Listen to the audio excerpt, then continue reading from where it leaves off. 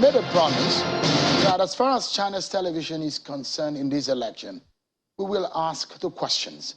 Well, some of them may be tough in the area of those things that concern you as the average citizen, because this election is about you.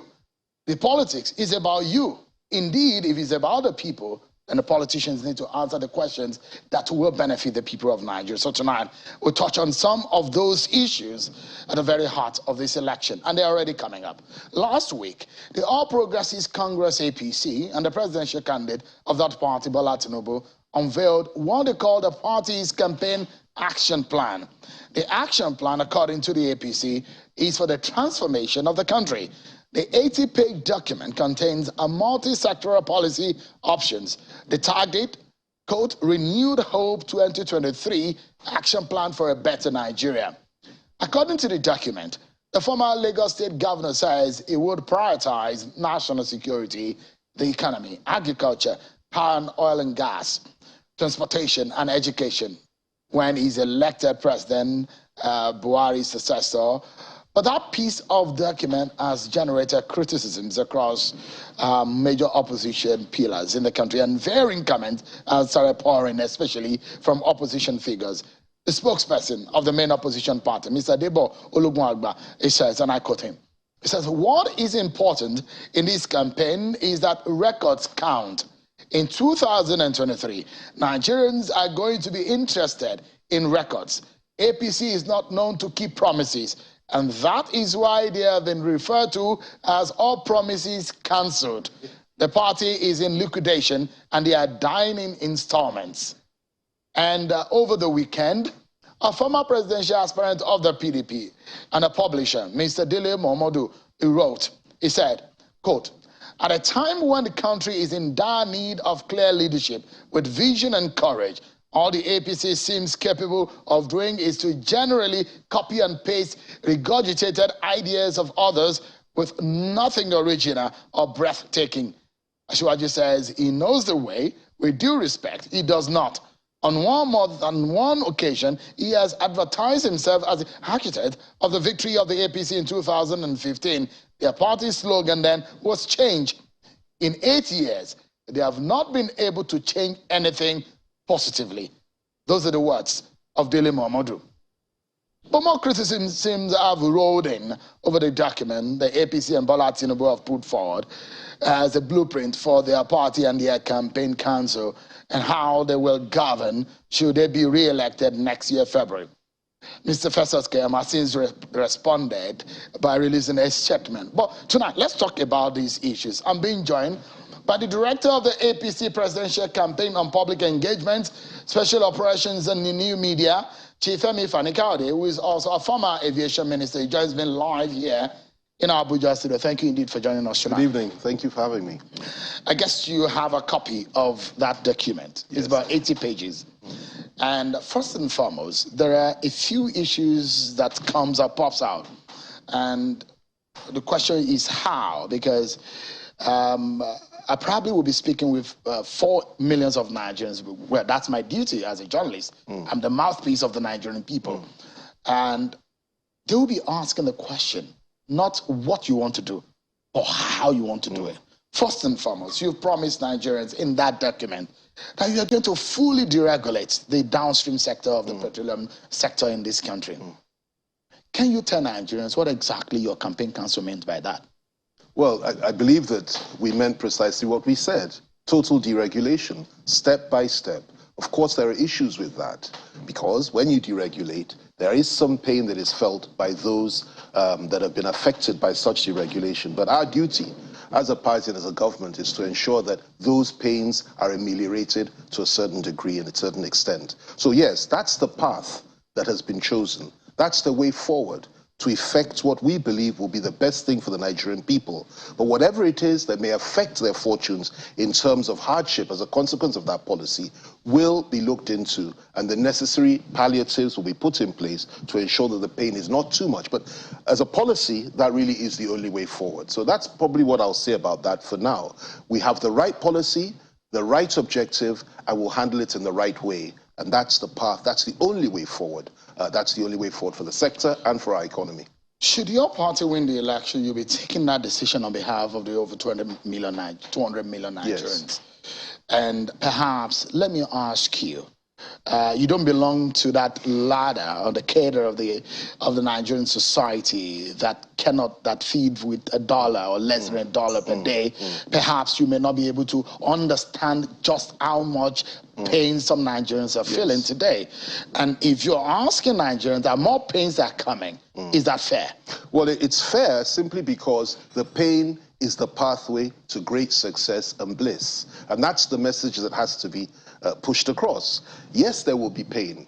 Anybody that tells you the road to economic recovery is devoid of pain is not telling you the truth. Is that fair? That's the question. No. But if you want to achieve an objective of a good economy, a strong economy, to the benefit of those very people you're talking about, you must tread that path of pain. And unfortunately for us, we've got ourselves into this situation over the last, 60 years of governance in this country, whereby we have to take the painful decisions to put us on the road of recovery and ensure that we get the very, very best for our people at the end of the day. So those pains will come, but there will be palliatives. There will be ways of managing that pain and extending a hand to the people to take that pain away throughout the process. But at the end of the day, which is the most important thing, once the policy has been achieved and is in place, it goes for the very, very best in terms of quality of governance, quality of the economy, standard of living, and so on and so forth for the very people that you're talking about. That's the only way forward. Yeah, it does feel fair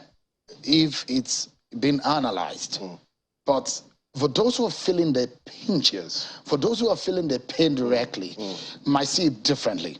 And you're talking about your party that has ruled this country in the last 7 years, and you're asking Nigerians again to vote for you, and you're asking them again that you will feel pain. There will be pain. Whether or not they will accept your party's program in that direction is up to the voters. And let me ask you, you're asking them that they will feel more pain. Can any pain be more than an inflation that is almost a 2-decade high? An unemployment rate that is over 30%. An inflation rate that presently sits at about 21%. Is it fair to say they will feel more pain? Well, look, these are very difficult times, not just for Nigeria, but for every country in the world as a consequence of so many things. And you and I know this. And it's all very well for us to harp on the challenges and the difficulties of the last few years and the present statistics of today. We are talking about the promise for tomorrow. And we are saying that this is the right road to take if you want to, for example, ensure that that sector that we're talking about goes from bounds to bounds and does well to the benefit of the people. Things have been difficult. There's no question about that. And I won't sit in front of you and tell you that everything has been perfect. But the fact of the matter remains that we mustn't give up. We must look forward. We must tread the right path. And we must do the right thing, make the hard choices in order to ensure that we have a better tomorrow for all of us. If we sit here and say no to deregulation, no to this, no to that, simply because we want to deceive the people, and then we implement those policies behind their backs, as it were, through the process of deceit, that will be worse. We are saying it as it is. We're telling you that these are hard choices that need to be made. It's rather like somebody going to the dentist. Let me use that as an example. With a rotten tooth that is decaying, you're going to go through pain taking that tooth out. But definitely, there will be injections to ensure the pain is ameliorated to a certain extent, but the tooth has to come out. And when it comes out, it'll be a better thing for you, for everybody, and for those around you. And of course, a new tooth will grow, and you'll be a better person for it. That is what we are dealing with here. So I'm not too concerned about the past. I'm concerned about the present, and I'm concerned about the future. And I'm saying that what needs to be done must be done to ensure that we have a better tomorrow for our people. They deserve that, and we must tell them the truth. You will be concerned about the past, because that is one thing that your party has brought this country into. The past is part of what we are dealing with right now. And let me bring you to not so far past. In 2015, just like it's being said, that your party promised change. And the question is, what has changed in their story in the past? And I'm asking this question not without any kind of prejudice. I'm asking the question because we need to hold politicians to account on what they promise. See what the PDP has said, that your party has not been able to keep to any promise. In fact, all the promises that you have made to Nigerians, you have delivered in the negative. That's coming from the PDP. That's coming from the PDP. Absolutely. Are they right or wrong? Well, I could put this to you right now. What promise have the PDP kept to their own people, to their own party, and to themselves? None whatsoever. Look, listen, there have been challenges, but if you want to talk about the road to recovery, if you want to talk about the way forward, let's talk about it, and let's see what the Tinubu administration intends to do. I'm telling you, Chief Fani-Kayode, just a moment. We cannot talk about the future without talking about what your party has done over the last 7 years. And the question is that can Nigerians or should Nigerians believe you for what you promised the APC as a vehicle to lead to governance? You promised that you're going to deliver power. Do we have power? You promised that you are going to provide food on the tables of Nigerians. Do Nigerians have power? I mean, food. You promised that you are going to provide jobs. More Nigerians have been unemployed. The figures by the agencies of government have said in the negative. Over 30% in the unemployment rate. Inflation rate is horrible. Nigeria's exchange rate in the parallel market is over 700 naira to a dollar. Yes. You met it less than half of that figure. Right. So you are saying that Nigerians should believe on what you have not been able to deliver. Is that what you're saying? What I'm telling you, and I want to say it loudly and clearly, that there have been challenges in the past. Challenges that have been quite overwhelming to not just this country, but a number of countries that have affected the economy negatively. That is a given. I'm also telling you that this administration, that's the President Buhari administration, is coming to the end of its tenure. Things have been done rightly in some respects. Things have not been done so well in other respects. There's no running away from that. Nobody, no government, not even the Obasanjo regime of 1999 to 2007, which I served, was perfect in its ways. Everybody, every government that comes and goes makes some errors and makes and does some positive things. And I'm telling you right now that this new dispensation that we're entering is a completely different one. The good things that the Buhari administration has done will be carried along and continued, and the things that were not done so well would not be continued in that way. That is why you have a new president coming on board. Now, having said that, I think we've been a little bit disingenuous and unfair on the past administration, and I've argued against them on many occasions in the past until I began to appreciate certain things. Let me give you an example. The issue of rice, for example, rice production, agricultural production in this country. Before this government came in, we were totally importing rice. We were hardly producing any rice. Now we're virtually, we produce our own rice and we're exporting rice. Wheat has gone down. Wheat importation has gone down by 50% in this country as a consequence of the agricultural reforms of this government. Not only that, let's talk about security. Now, I was very, very much against this government as a consequence of the lack of security over a number of years. But a couple of years back, things have changed both in the Northeast and in the Northwest. And it's a work in progress. Nobody will dispute that things are far better in terms of the security situation.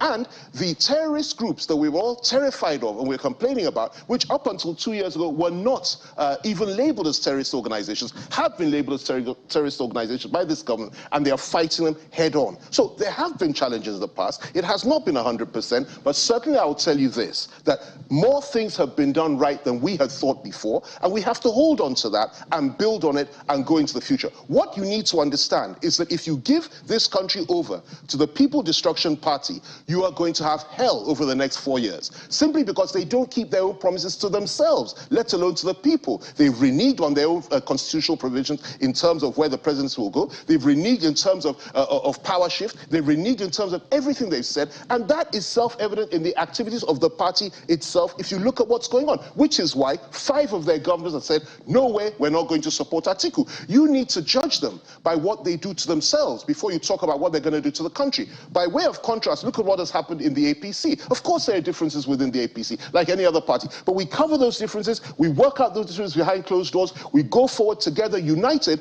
and we walk forward and we march together as one. That's the difference. A responsible, decent party which caters for the thought processes and sensitivities of one another, and are able to settle matters behind closed doors quietly, and one which is totally a vagabond in nature, that brings out its problems to the whole country, that fights one another to the point of death literally, and is irresponsible in all its ways. And that's the choice the Nigerians have to make here. Either Atiku as president with a divided party, broken promises, a lack of even respect for their own constitution, and so on and so forth. And also, I would add this, hegemonist tendencies. Then, on the other hand, you have a party that is under the leadership, will be under the leadership of a responsible, decent person who has united everybody, brought everybody together, even where people misunderstood us and spoke about Muslim ticket and so on and so forth. We came together as one. We're a party in which the northern governors conceded power to the south, something the governors in PDP refused to do. They conceded power to the south. In the PDP, they ripped off the south and cheated them and stole power and gave it to Atiku. In the APC, the northern governors conceded power to the south, and that is something you can never, ever, ever. Right. In fact, in the history of our country, it's never happened before. That's the party that's coming to take. That's the party that's coming to take power. It's interesting that you are raising an issue that has divided this country, the issue of ethnicity, and yes. the twin of that is the issue of religion. Yes. You, for one, had described the APC as a party that has demons in it. And yes. Now, you have voiced out to say that those who have oppressed this nation have oppressed the Christians in this country. Okay. Now, your party has been criticized of ignoring the religious tendencies of this country. It's interesting that you're bringing out the other tendency in the PDP, which I'm not saying is right or wrong, but I'm saying that before you look at the others, you also need to deal with it. So how do you defend what you have said in the past about the issue of Christianity, which your party and your candidate has not been able to defend? I will do so right now, simply and clearly. The APC of the past, and I've said this before on your program, is not the APC of today. The APC of the past is not the APC of today. I'll say it a third time. The APC of the past is not the APC of today. The demonic APC at the time. And I will tell you the demons that were in the APC at that time have simply relocated and gone into the PDP. And I'll explain to you why, okay? In the APC today, ethnicity is respected. Possibly unlike before. I'm not scared to say it. You understand what I'm saying? My views were my views at that time until things changed. A new leadership came into the party, a leadership which was responsible and sensitive to the feelings of people, led by my Malabuni, the governor of Yobe State. New people came in, new governors that I happen to know very well. They gave me assurances. They honored every single one. A lot of people that were in the PDP at the time, including Matawale of Zamfara, Ayade of Cross Rivers, and Umahi of Ebonyi, and a number of other governors defected, including myself, and so many other party leaders came across for a reason. And the reason we came across was here we had a situation where the APC was responsible, responsive, and sensitive to the very things that we feared. What are those things? Ethnic domination. Ethnic domination. And we saw a situation whereby the PDP was becoming the very monster that we thought the APC was. And there was a transformation. They opened their doors, they promised a level playing field, no matter what your faith is, no matter what your ethnicity is, and they did precisely that. We went to a convention. I repeat, the leaders of the PDP, of the APC in the north, the governors, insisted that there should be a power shift. They rejected the idea of a Fulani man who has been in power for 8 years, being succeeded by another Fulani man for another 8 years, with all the consequence implications of that. They recognized that this was a difficult thing to accept, this is a difficult thing for them to do, a dangerous thing for this country, and they rejected and said power must go to the south. That is the new APC. Not only that, the new APC does not believe that it is important for us to put too much weight on matters of faith. And I'll tell you why. Nobody in this country, and I say this without any fear of contradiction, no Christian in this country has defended and fought for the Christian cause more than I have. And I say that with every sense of responsibility, and it can be cross-checked and confirmed over the years. And I will tell you, if for 1 second I felt that this Muslim ticket was a threat to the Christian faith or to the church or to our people, I would be the one to lead the charge against it. I know the people involved. Bola Tinubu is not a religious bigot. If he was, he wouldn't have given more land to churches to be built in Lagos than any other governor in the history of our country. He would not have a Christian as a wife, as a pastor. He would not have all his children being Christians. He would not have allowed Christians to flow and to function and flourish in Lagos State the way they have done. He would not have nominated Christian vice president for this present administration in the person of Yemi Oshibajo. He would not have had some of the most brilliant Christian people around him, like Wale Edun and so many others around him as his kitchen cabinet, Dele Alake and so many others like that. This man is not a hegemonist, he's not a religious bigot, and I'm very comfortable with that. Now, he picks a running mate who happens to be a Muslim.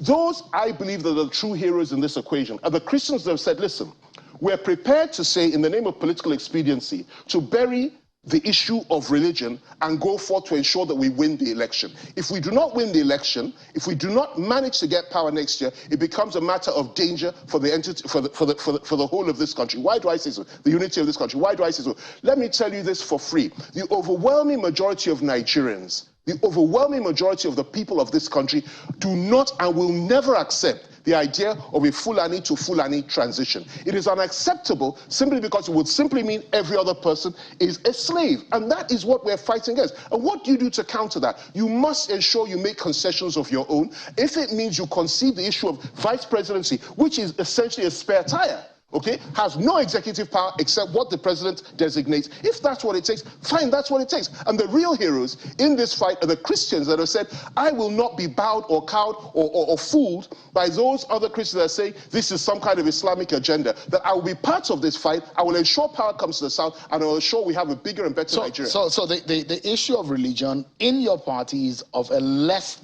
problem than that of the ethnic issue in the PDP. I will answer that. The issue of religious harmony is taken very seriously in the APC, and religious rights are taken very seriously in the APC, but it is not such that we will say, okay, we're not that you must do it this way and balance it this way. It's something that we believe, in terms of political expediency, may not be the right way. You know why? So you sacrifice that factor not a question of sacrifice. On the altar of political expediency? Not at all. It's not a question of sacrifice, it's a question of political expediency. We want to win an election. And so you don't think that religion is a matter, in any way the interest of those Nigerians who are Christians, who are members of your party or supporters of your party, their feelings and interests don't matter? I think their feelings are very, very important. And I'll tell you what, I would defend those feelings and those rights with my life if I had to do. And everybody knows that, they know my testimony. But I'll tell you what, I don't think that their rights are in any way affected, their feelings should in any way be undermined or be challenged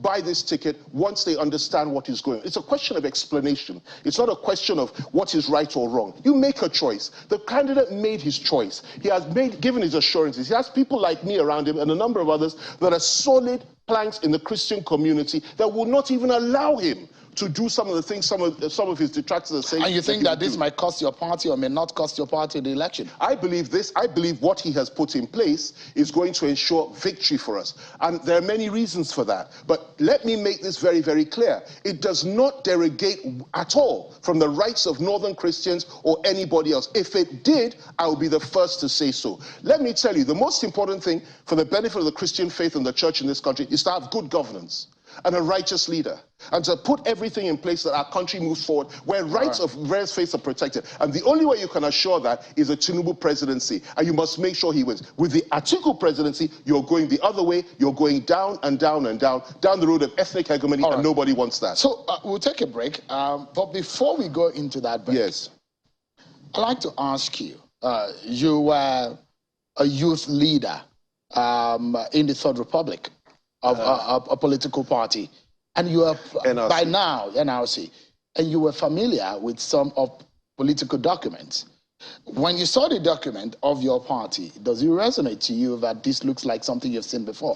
No, listen, I was very much involved in the NRC. I was spokesman to Chief Tommy Kimi at the time, and I was deeply involved. And I've been involved in virtually every democratic dispensation for quite some time now, for almost 30 years. Let me tell you, this is a unique document. It is disingenuous and unfair. It's a specious lie for elements within the PDP to say that this is a copycat document. My good friend Dele Momodu, who I have immense respect for, by the way, would say that this is a copycat, copy and paste document. Far from the truth. You don't think it looks, some of the elements of those documents, there are some things, there are some what has been in the past? There are some, listen, there are some things that are a given, policies that need to be undertaken. Perhaps if Chief Abiola had managed to become president at that time, those things would have been done long ago. They weren't done.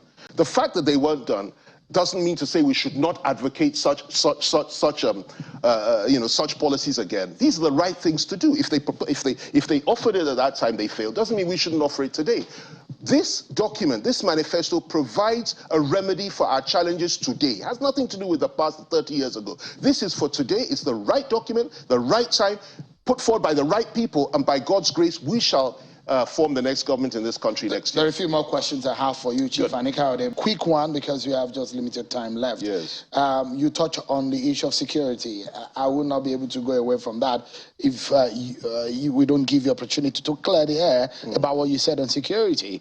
You are one of those who have said that the service chiefs should be sacked. You don't think that security is being done the right way.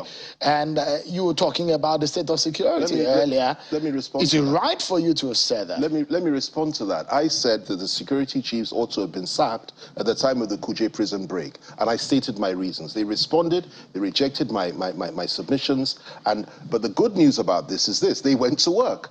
Immediately after that, everything changed. And what I said at the time, by the way, it wasn't a failing of government. What I said was that the security agencies, DSS and all the other security agencies, had been passing the right information. They were not being acted upon. As a consequence of my crying out to the world and calling for their removal, that is the service chiefs, the military chiefs, they started acting on those information that were being given to them by the security agencies. So it was a good thing to speak out, and they've been doing that ever since. And if you look at what's happening in Abuja, you look at what's happening throughout the Northwest and the Northeast now, even in the North Central, you find that since that time that I made that call, they have sat up and they're doing the right thing. There is a warning, and there is an advisory from the U.S. Embassy saying that their staff should be wary of a possible attack on Abuja. Let me tell you how you measure it, not by the warnings the Americans give, and it's good that they're warning if they feel sufficiently threatened. There's nothing wrong with that. It's by the number of disasters and attacks that have been averted. And I can tell you from an informed position, I work quite closely with some of the intelligence agencies. I'm close to them. And I can assure you, as a consequence of the good work they're doing, a lot of attacks have been thwarted over the last few weeks, as a consequence of the fact that the service chiefs are now living up to their expectations and doing the right thing. On the final note, and let's make it very quickly. Okay. There is allegation of intimidation. There was an attack reported in Lagos on the candidate of the PDP. There are issues on allegations of desperation, which is the fingers is pointing against your political party, to sack the INEC chair, to thwart the use of the bimodal device, which everybody has praised that is working, that your party wants to win at all costs. Well, and this is coming to the fact, those who are of the belief that your party is no longer popular. Well, I think, frankly speaking, some of these allegations, particularly the ones about what happened in Lagos, I saw Waziri Atiku Abubakar's tweet. I mean, I really do wish he and others would stop crying like babies. The fact of the matter is, if you look at what happened in Zamfara, look at what happened in Kaduna recently, and you find that it's the PDP supporters that are attacking people. In Zamfara, they were rounded up and they were paraded by the police, and they are the people perpetrating this violence. As for the call for the INEC chairman to be removed and all the rest of it, and these allegations that are being made, that has not come from the APC.